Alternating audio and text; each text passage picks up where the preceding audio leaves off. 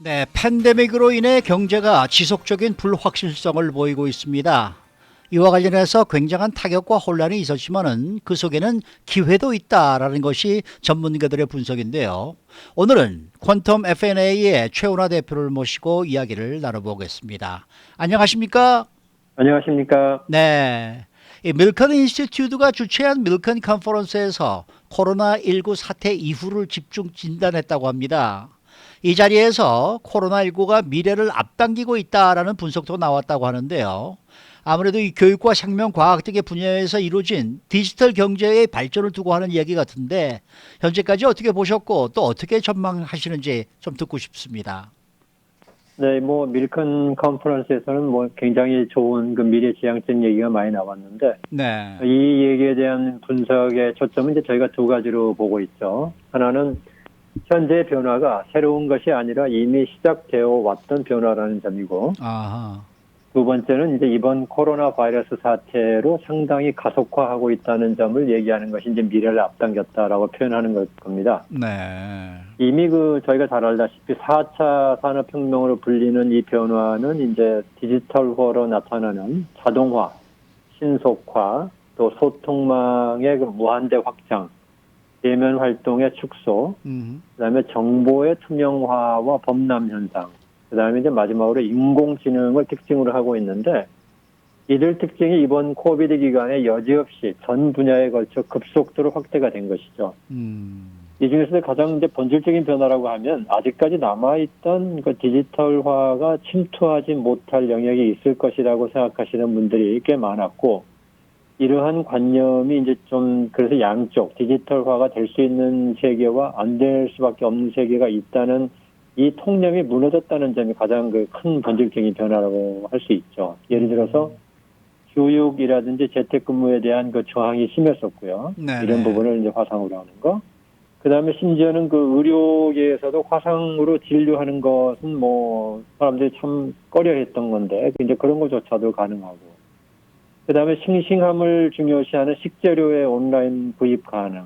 그 다음에 음식의 이제 배달, 이런 것들이 그 대표적인 예라고 할 수 있죠.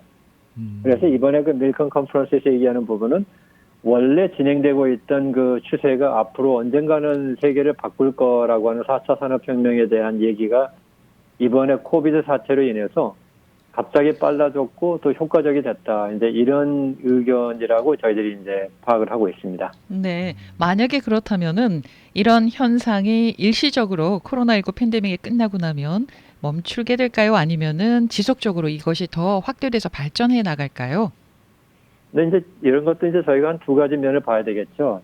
근데 이 두 가지 면을 보면은 이미 그 진행이 되어 와서 상당히 많은 부분에 펼쳐져 있던 추세였기 때문에 이 흐름을 막을 수는 없었다. 또 앞으로 막기도 힘들다는 면에서는 이제 어차피 가고 있는 추세이기 때문에 이것이 지속될 가능성이 많고, 두 번째는 이번에 코로나 바이러스 기간이 예상보다 훨씬 늘어지고 있죠. 그래서 그렇죠. 네네. 그러니까 저희가 7, 8월이면은 어느 정도 가닥을 잡고 연말이면은 집단 면역에서 없어지거나 아니면 백신이 나와서 해결될 거라는 그런 그 청사진을 제시했었는데, 그것이 이제는 거의 현실성이 없는 얘기로 돼서 이제 내년 말 정도 돼야지 어느 정도 진정이 되지 않겠냐 하는 이런 정도이기 때문에 이 기간이 오래다 보니까 이러한 그 4차 산업으로의 변화 또는 진입 또 혁신 이런 부분은 이제 앞으로 지속적으로 이루어질 거다. 그리고 저희가 생각하는 것보다 훨씬 더 빠른 속도와 훨씬 더 넓은 그런 범위로 펼쳐갈 것이다라고 보는 것이 더 타당하리라고 봅니다. 네. 근데 사실 이 지금 중국이 말이죠. 특히 디지털과 관련해서 혁신을 이루고 있다라는 분석이 나온 것 같아요. 이 코로나19 사태 속에 중국이 이렇게 디지털 관련에 대해서 선점하고 있는 것, 이거 어떻게 전망하십니까? 저희가 이제 이런 부분은 지금 세계사적으로 볼 때 상당히 그 중요한 부분이고 저희도 지금 연구를 많이 하는 부분인데요. 과연 그동안 이제 세계 패권을 지배해왔던 것이 지난 그 100년 이상을 미국의 가치, 그 다음에 미국을 중심으로 한 서구권의 가치가 거의 절대적이다라는 개념이 있어 왔죠. 그 말은 뭐냐면 민주주의, 인권, 또 프라이버시 같은 그런 부분들이 절대적인 선이기 때문에 이런 부분에 제한을 가지고 있는 그 국가들, 뭐 전체주의 국가는 이제 물론 2차 대전이 사라졌지만 그래도 사회주의 국가, 이런 나라들은 절대적으로 개선을 해야 된다라는 그러한 명제 속에 살아왔거든요.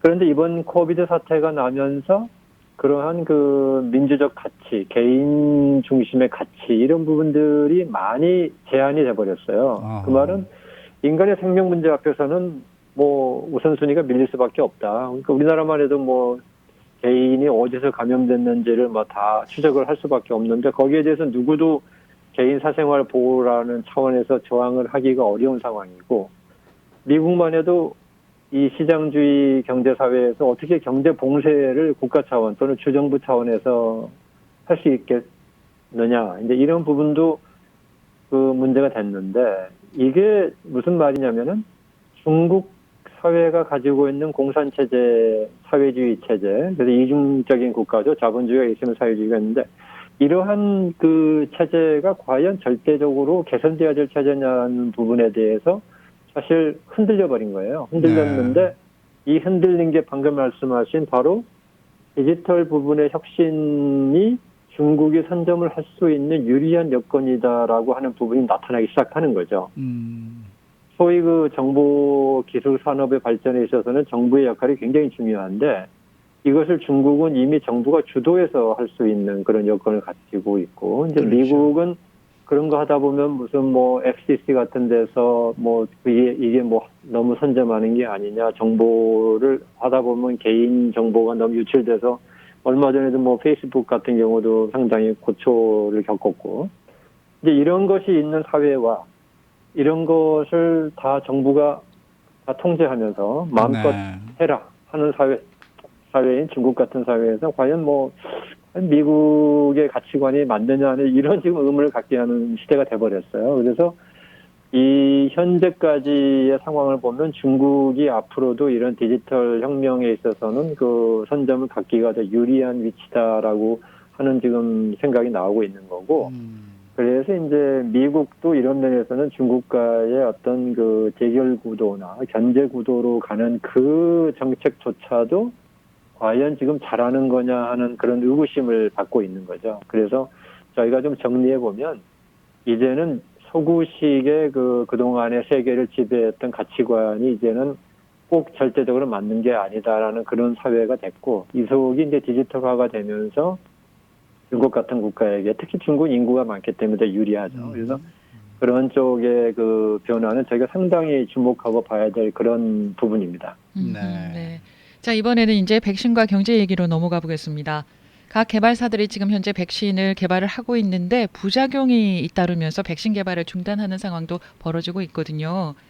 자, 그래서 백신 개발이 늦어지는 거 아닌가, 이런 부정적인 전망도 나오는데, 이렇게 되면은 경제에 대한 타격도 불가피하지 않겠습니까? 재밌는 그 통계가 있어요. 지금 그 미국 내에서 보면요, 가장 실업률이 낮은 그 큰 주 중에서 보면은 텍사스와 플로리다가 가장 낮아요. 네. 그에 비해서 가장 봉쇄를 많이 했던 캘리포니아, 뉴욕이 제일 힘들어요, 경제적으로. 네, 그렇죠. 네, 그래서 지금 백신 개발하고 관계되는 부분이 무슨 얘기로 흘러질 수 있냐면은, 이제는 백신이 언제 개발되는가에 상관없이 이제는 같이 살아갈 수밖에 없는 체제가 되지 않았나, 이제 이렇게 보는 거죠. 그래서 이 캘리포니아나 뉴욕 같은 경우도 이제는 좀 봉쇄를 풀더라도 경제를 위해서는 어느 정도 가야 된다, 이제 이런 것이 있는데, 이 백신의 경우는 이제 러시아가 지금 보여주는 현상을 보면은 미국의 FDA가 하고 있는 것이나 존슨앤존슨이나 일라이 릴리가 중단하는 것은 굉장히 잘하는 걸로 보이는 거죠. 러시아는 소위 새로운 신약이 나올 때 해야 되는 실험 중에 3상 실험을 안 했죠. 인체 실험을 안 했는데, 그래가지고 이제 백신을 이미 투여를 해가지고 자기들은 빨리 백신을 성공했다라고 자랑을 했는데, 지금 확진자 수나 사망자 수가 훨씬 더 늘어버렸어요, 러시아는. 네.